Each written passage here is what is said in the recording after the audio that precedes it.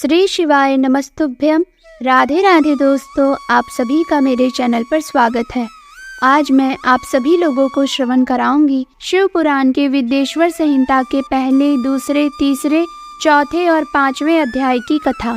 तो कृपया करके आप सभी इस परम पावन कथा को पूरा जरूर सुने और इसे बीच में ना छोड़ें।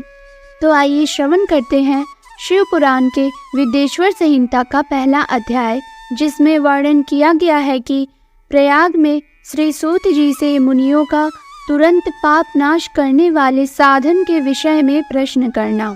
तो आइए श्रवण करते हैं। जो आदि से लेकर अंत में है, नित्य मंगलमय है, जो आत्मा के स्वरूप को प्रकाशित करने वाले हैं, जिनके 5 मुख हैं और जो खेल खेल में जगत की रचना, पालन और संहार तथा अनुग्रह एवं तिरोभाव रूप 5 प्रबल कर्म करते हैं, उन सर्वश्रेष्ठ अजर अमर उमापति भगवान शंकर का मैं मन ही मन चिंतन करता हूँ। श्री व्यास जी कहते हैं, धर्म का महान क्षेत्र जहाँ गंगा यमुना का संगम है, उस पुण्यमय प्रयाग जो ब्रह्मलोक का मार्ग है, वहाँ एक बार महातेजस्वी महाभाग महात्मा मुनियों ने विशाल यज्ञ का आयोजन किया। उस ज्ञान यज्ञ का समाचार सुनकर पौराणिक शिरोमणि व्यास जी के शिष्य श्री सूत जी वहाँ मुनियों के दर्शन के लिए आए। श्री सूत जी का सभी मुनियों ने विधिवत स्वागत व सत्कार किया तथा उनकी स्तुति करते हुए हाथ जोड़कर उनसे कहा, हे सर्वज्ञ विद्वान रोमहर्षण जी, आप बड़े भाग्यशाली हैं। आपने स्वयं व्यास जी के मुख से पुराण विद्या प्राप्त की है। आप आश्चर्य स्वरूप कथाओं का भंडार हैं। आप भूत, भविष्य और वर्तमान के ज्ञाता हैं। हमारा सौभाग्य है कि आपके दर्शन हुए। आपका यहाँ आना निरर्थक नहीं हो सकता। आप कल्याणकारी हैं। उत्तम बुद्धि वाले श्री सूत जी, यदि आपका अनुग्रह हो तो गोपनीय होने पर भी आप शुभाशुभ तत्व का वर्णन करें, जिससे हमारी तृप्ति नहीं होती और उसे सुनने को हमारी इच्छा ऐसे ही रहती है। कृपा कर उस विषय का वर्णन करें। घोर कलयुग आने पर मनुष्य पुण्य कर्म से दूर होकर दुराचार में फंस जाएंगे, दूसरों की बुराई करेंगे, पराई स्त्रियों के प्रति आसक्त होंगे, हिंसा करेंगे, मूर्ख, नास्तिक और पशु बुद्धि हो जाएंगे। श्री सूत जी, कलयुग में वेद प्रतिपादित वर्ण आश्रम व्यवस्था नष्ट हो जाएगी। प्रत्येक वर्ण और आश्रम में रहने वाले अपने अपने धर्मों के आचरण का परित्याग कर विपरीत आचरण करने में सुख प्राप्त करेंगे। इस सामाजिक वर्ण संकरता से लोगों का पतन होगा, परिवार टूट जाएंगे, समाज बिखर जाएगा, प्राकृतिक आपदाओं से जगह जगह लोगों की मृत्यु होगी, धन का क्षय होगा, स्वार्थ और लोभ की प्रवृत्ति बढ़ जाएगी, ब्राह्मण लोभी हो जाएंगे और वेद बेचकर धन प्राप्त करेंगे, मद से मोहित होकर दूसरों को ठगेंगे, पूजा पाठ नहीं करेंगे और ब्रह्म ज्ञान से शून्य होंगे। क्षत्रिय अपने धर्म को त्याग कर कुसंगी, पापी और व्यभिचारी हो जाएंगे। शौर्य से रहित हो वे शूद्रों जैसा व्यवहार करेंगे और काम के अधीन हो जाएंगे। वैश्य धर्म से विमुख हो संस्कार भ्रष्ट होकर कुमार्गी, धनोपार्जन परायण होकर नाप तौल में ध्यान लगाएंगे। शूद्र अपना धर्म कर्म छोड़कर अच्छी वेशभूषा से सुशोभित हो व्यर्थ घूमेंगे। वे कुटिल और ईर्ष्यालु होकर अपने धर्म के प्रतिकूल हो जाएंगे। कुकर्मी और वाद विवाद करने वाले होंगे। वे स्वयं को कुलीन मानकर सभी धर्मों और वर्णों में विवाह करेंगे। स्त्रियां सदाचार से विमुख हो जाएंगी। वे अपने पति का अपमान करेंगी और सास ससुर से लड़ेंगी। मलिन भोजन करेंगी। उनका शील स्वभाव बहुत बुरा होगा। श्री सूत जी, इस तरह जिनकी बुद्धि नष्ट हो गई है और जिन्होंने अपने धर्म का त्याग कर दिया है, ऐसे लोग लोक परलोक में उत्तम गति कैसे प्राप्त करेंगे? इस चिंता से हम सभी व्याकुल हैं। परोपकार के समान कोई धर्म नहीं है। इस धर्म का पालन करने वाला दूसरों को सुखी करता हुआ स्वयं भी प्रसन्नता अनुभव करता है। यह भावना यदि निष्काम हो तो कर्ता का हृदय शुद्ध करते हुए उसे परम गति प्रदान करती है। हे महामुने, आप समस्त सिद्धांतों के ज्ञाता हैं। कृपा कर कोई ऐसा उपाय बताइए जिससे इन सबके पापों का तत्काल नाश हो जाए। श्री व्यास जी कहते हैं, उन श्रेष्ठ मुनियों की यह बात सुनकर श्री सूत जी मन ही मन परम श्रेष्ठ भगवान शंकर का स्मरण करते हैं। तो आप सभी बोलिए, माता पार्वती की जय हो। शंकर भगवान की जय हो। अब मैं आप सभी को श्रवण कराऊंगी शिव पुराण के विद्येश्वर संहिता के दूसरे अध्याय की कथा, जिसमें वर्णन किया गया है शिव पुराण का परिचय और महिमा। श्री व्यास जी कहते हैं, उन श्रेष्ठ मुनियों की यह बात सुनकर श्री सूत जी मन ही मन परम श्रेष्ठ भगवान शंकर का स्मरण करके उनसे इस प्रकार बोले। श्री सूत जी कहते हैं, साधु महात्माओं, आपने बहुत अच्छी बात पूछी है। यह प्रश्न तीनों लोगों का हित करने वाला है। आप लोगों के स्नेहपूर्ण आग्रह पर गुरुदेव व्यास जी का स्मरण कर मैं समस्त पाप राशियों से उद्धार करने वाले शिव पुराण की अमृत कथा का वर्णन कर रहा हूँ। ये वेदांत का सार सर्वस्व है। यही परलोक में परमार्थ को देने वाला है तथा दुष्टों का विनाश करने वाला है। इसमें भगवान शिव के उत्तम यश का वर्णन है। धर्म, अर्थ, काम और मोक्ष आदि पुरुषार्थों को देने वाला पुराण अपने प्रभाव की दृष्टि से वृद्धि तथा विस्तार को प्राप्त हो रहा है। शिव पुराण के अध्ययन से कलयुग के सभी पापों में लिप्त जीव उत्तम गति को प्राप्त होंगे। इसके उदय से ही कलयुग का उत्पात शांत हो जाएगा। शिव पुराण को वेद तुल्य माना जाएगा। इसका प्रवचन सर्वप्रथम भगवान शिव ने ही किया था। इस पुराण के 12 खंड या भेद हैं। ये 12 संहिताएं हैं। पहला विद्येश्वर संहिता, दूसरा रुद्र संहिता, तीसरा विनायक संहिता, चौथा उमा संहिता, पांचवा सहस्त्र कोटि रुद्र संहिता, छठवां एकादश रुद्र संहिता, सातवां कैलाश संहिता, आठवां सतरुद्र संहिता, नौवां कोटि रुद्र संहिता, 10वां मात्र संहिता, 11वां वायवीय संहिता तथा 12वां धर्म संहिता। विद्येश्वर संहिता में 10,000 श्लोक हैं। रुद्र संहिता, विनायक संहिता, उमा संहिता और मात्र संहिता प्रत्येक में 8-8 हजार श्लोक हैं। एकादश रुद्र संहिता में 13,000, कैलाश संहिता में 6,000, सतरुद्र संहिता में 3,000, कोटि रुद्र संहिता में 9,000, सहस्त्र कोटि रुद्र संहिता में 11,000, वायवीय संहिता में 4,000 तथा धर्म संहिता में 12,000 श्लोक हैं। मूल शिव पुराण में कुल 1,00,000 श्लोक हैं, परंतु व्यास जी ने इसे 24,000 श्लोकों में संक्षिप्त कर दिया है। पुराणों की क्रम संख्या में शिव पुराण का पुराणों की क्रम संख्या में शिव पुराण का चौथा स्थान है, जिसमें 7 संहिताएं हैं। पूर्व काल में भगवान शिव ने 100 करोड़ श्लोकों का पुराण ग्रंथ ग्रंथित किया था। सृष्टि के आरंभ में निर्मित यह पुराण साहित्य अधिक विस्तृत था। द्वापर युग में द्वैपायन आदि महर्षियों ने पुराण को 18 भागों में विभाजित कर 4,00,000 श्लोकों में इसको संक्षिप्त कर दिया। इसके उपरांत व्यास जी ने 24,000 श्लोकों में इसका प्रतिपादन किया। यह वेद तुल्य पुराण विद्येश्वर संहिता, रुद्र संहिता, सतरुद्र संहिता, कोटि रुद्र संहिता, उमा संहिता, कैलाश संहिता और वायवीय संहिता नामक 7 संहिताओं में विभाजित है। यह 7 संहिताओं वाला शिव पुराण वेद के समान प्रामाणिक तथा उत्तम गति प्रदान करने वाला है। इस निर्मल शिव पुराण की रचना भगवान शिव द्वारा की गई है तथा इसको संक्षेप में संकलित करने का श्रेय व्यास जी को जाता है। शिव पुराण सभी जीवों का कल्याण करने वाला, सभी पापों का नाश करने वाला है। यही सत्पुरुषों को कल्याण प्रदान करने वाला है। यह तुलना रहित है तथा इसमें वेद प्रतिपादित अद्वैत ज्ञान तथा निष्कपट धर्म का प्रतिपादन है। शिव पुराण श्रेष्ठ मंत्र समूहों का संकलन है तथा यही सभी के लिए शिव धाम की प्राप्ति का साधन है।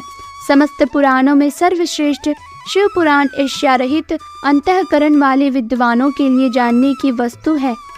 इसमें परमात्मा का गान किया गया है। इस अमृतमय शिव पुराण को आदर से पढ़ने और सुनने वाला मनुष्य भगवान शिव का प्रिय होकर परम गति को प्राप्त कर लेता है।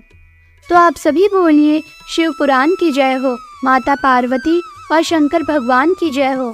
अब मैं आप सभी को श्रवण कराऊंगी शिव पुराण के विद्येश्वर संहिता के 3 अध्याय की कथा, जिसमें श्रवण, कीर्तन और मनन साधनों की श्रेष्ठता का वर्णन किया गया है। श्री व्यास जी कहते हैं, श्री सूत जी के वचनों को सुनकर सभी महर्षि बोले, भगवान आप वेद तुल्य अद्भुत एवं पुण्यमयी शिव पुराण की कथा सुनाइए। श्री सूत जी ने कहा, हे महर्षिगण, आप कल्याणमय भगवान शिव का स्मरण करके वेद के सार से प्रकट शिव पुराण की अमृत कथा सुनिए। शिव पुराण में भक्ति, ज्ञान और वैराग्य का गान किया गया है। जब सृष्टि आरंभ हुई तो 6 कुलों में महर्षि आपस में वाद विवाद करने लगे कि अमुक वस्तु उत्कृष्ट है, अमुक नहीं।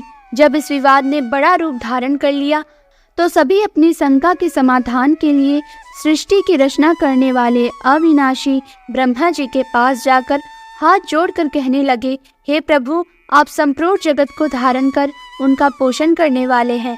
प्रभु, हम जानना चाहते हैं कि संपूर्ण तत्वों से परे परात्पर पुराण पुरुष कौन है। ब्रह्मा जी ने कहा, ब्रह्मा, विष्णु, रुद्र और इंद्र आदि से युक्त संपूर्ण जगत समस्त भूतों एवं इंद्रियों के साथ पहले प्रकट हुआ है। वे देव महादेव ही सर्वज्ञ और संपूर्ण है। भक्ति से ही इनका साक्षात्कार होता है, दूसरे किसी उपाय से इनका दर्शन नहीं होता। भगवान शिव में अटूट भक्ति मनुष्य को संसार बंधन से मुक्ति दिलाती है। भक्ति से उन्हें देवता का कृपा प्रसाद प्राप्त होता है। जैसे अंकुर से बीज और बीज से अंकुर पैदा होता है, भगवान शंकर का कृपा प्रसाद प्राप्त करने के लिए आप सब ब्रह्म ऋषि धरती पर सहस्त्रों वर्षों तक चलने वाले विशाल यज्ञ करो। यज्ञपति भगवान शिव की कृपा से ही विद्या की सार तत्व साध्य साधन का ज्ञान प्राप्त होता है। शिव पद की प्राप्ति साध्य और उनकी सेवा ही साधन है तथा जो मनुष्य बिना किसी फल की कामना किए उनकी भक्ति में डूबे रहते हैं वही साधक हैं। कर्म के अनुष्ठान से प्राप्त फल को भगवान शिव के श्री चरणों में समर्पित करना ही परमेश्वर की प्राप्ति का उपाय है तथा यही मोक्ष प्राप्ति का एकमात्र साधन है। साक्षात महेश्वर ने ही भक्ति के साधनों का प्रतिपादन किया है। कान से भगवान के नाम, गुण और लीलाओं का श्रवण, वाणी द्वारा उनका कीर्तन तथा मन में उनका मनन शिव पद की प्राप्ति के महान साधन है तथा इन साधनों से ही संपूर्ण मनोरथों की सिद्धि होती है। जिस वस्तु को हम प्रत्यक्ष अपनी आंखों के सामने देख सकते हैं उसकी तरफ आकर्षण स्वाभाविक है, परंतु जिस वस्तु को प्रत्यक्ष रूप से देखा नहीं जा सकता उसे केवल सुनकर और समझकर ही उसकी प्राप्ति के लिए प्रयत्न किया जाता है। अतः श्रवण पहला साधन है। श्रवण द्वारा ही गुरु मुख से तत्व को सुनकर श्रेष्ठ बुद्धि वाला विद्वान अन्य साधन कीर्तन और मनन की शक्ति व सिद्धि प्राप्त करने का यत्न करता है। मनन के बाद इस साधन की साधना करते रहने से धीरे धीरे भगवान शिव का संयोग प्राप्त होता है और लौकिक आनंद की प्राप्ति होती है। भगवान शिव की पूजा, उनके नामों का जाप तथा उनके रूप, गुण, विलास के हृदय में निरंतर चिंतन को ही मनन कहा जाता है। महेश्वर की कृपा दृष्टि से उपलब्ध इस साधन को ही प्रमुख साधन कहा जाता है। तो आप सभी बोलिए शिव पुराण की जय हो, माता पार्वती और शंकर भगवान की जय हो। अब मैं आप सभी को श्रवण कराऊंगी शिव पुराण के विद्येश्वर संहिता के 4थे अध्याय की कथा, जिसमें सनत कुमार जी और व्यास जी के संवाद का वर्णन किया गया है। श्री सूत जी कहते हैं, हे मुनियों, इस साधन का महात्म्य बताते समय मैं एक प्राचीन वृत्तांत का वर्णन करूंगा जिसे आप ध्यान पूर्वक सुने। बहुत पहले की बात है। पराशर मुनि के पुत्र मेरे गुरु व्यास देव जी सरस्वती नदी के तट पर तपस्या कर रहे थे। एक दिन सूर्य के समान तेजस्वी विमान से यात्रा करते हुए भगवान सनत कुमार वहां जा पहुँचे। मेरे गुरु ध्यान में मग्न थे। जागने पर अपने सामने सनत कुमार जी को देखकर वे बड़ी तेजी से उठे और उनके चरणों का स्पर्श कर उन्हें अर्घ्य देकर योग्य आसन पर विराजमान किया। प्रसन्न होकर सनत कुमार जी गंभीर वाणी में बोले, मुनि, तुम सत्य का चिंतन करो। सत्य तत्व का चिंतन ही श्रेय प्राप्ति का मार्ग है। इसी से कल्याण का मार्ग प्रशस्त होता है। यही कल्याणकारी है। यह जब जीवन में आ जाता है तो सब सुंदर हो जाता है। सत्य का अर्थ है सदैव रहने वाला। इस काल का कोई प्रभाव नहीं पड़ता। यह सदा एक समान रहता है। सनत कुमार जी ने महर्षि व्यास को आगे समझाते हुए कहा, हे महर्षि, सत्य पदार्थ भगवान शिव ही हैं। भगवान शंकर का श्रवण, कीर्तन और मनन ही उन्हें प्राप्त करने के सर्वश्रेष्ठ साधन है। पूर्व काल में मैं दूसरे अनेकानेक साधनों के भ्रम में पड़ा घूमता हुआ तपस्या करने मंदराचल पर जा पहुंचा। कुछ समय बाद महेश्वर शिव जी की आज्ञा से सबके साक्षी एवं शिवगढ़ों के स्वामी नंदिकेश्वर वहां आए और स्नेह पूर्वक मुक्ति का साधन बताते हुए बोले, भगवान शंकर का श्रवण कीर्तन और मनन ही मुक्ति का स्रोत है।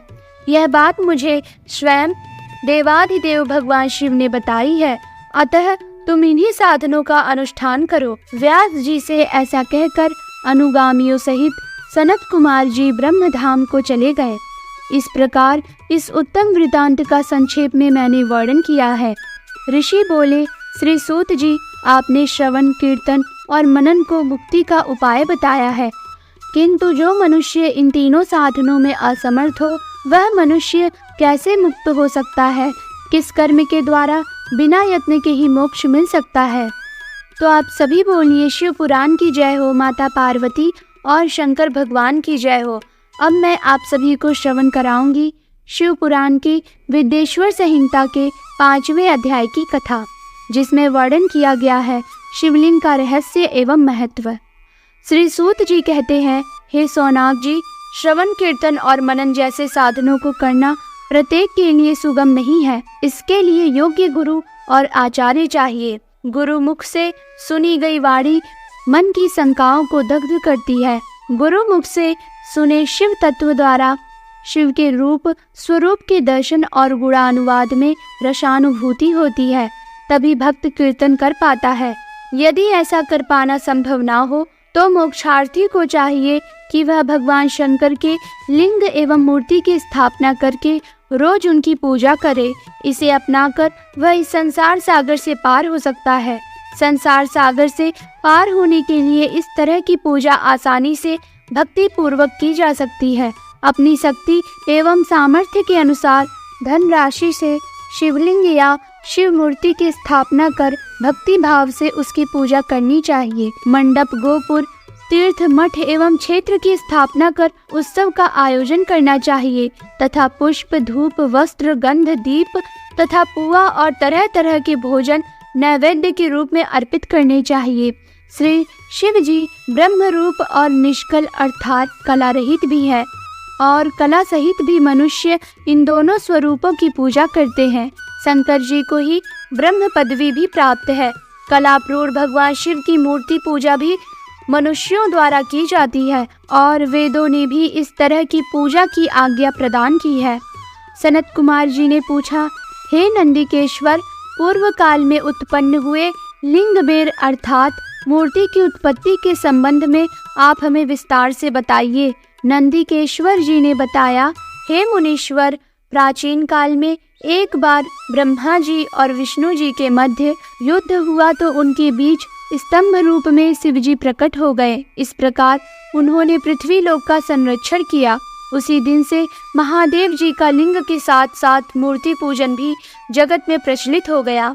अन्य देवताओं की साकार अर्थात मूर्ति पूजा होने लगी, जो कि अभिष्ट फल प्रदान करने वाली थी, परंतु शिव जी के लिंग और मूर्ति दोनों रूप ही पूजनीय है। तो आप सभी बोलिए, शिव पुराण की जय हो, माता पार्वती और भगवान शंकर की जय हो। तो आज आप सभी लोगों ने श्रवण किया शिव पुराण की विद्येश्वर संहिता का पहला अध्याय, दूसरा अध्याय, तीसरा अध्याय, चौथा अध्याय और 5वें अध्याय की कथा। अब इसके आगे की कथा मैं आपको दूसरे वीडियो में श्रवण कराऊंगी। कृपया करके आप नित्य रूप से इस परम पावन कथा का श्रवण अवश्य करें। अगर आपको हमारी ये वीडियो पसंद आई हो तो हमारी इस वीडियो को लाइक करें और इसे ज़्यादा से ज़्यादा शेयर करें और ऐसी भक्ति कथा कहानी सुनने के लिए हमारे चैनल को सब्सक्राइब करें और कमेंट सेक्शन में ओम नमः शिवाय, जय गौरी शंकर की लिखना ना भूलें। तब तक के लिए राधे राधे, जय श्री हरि।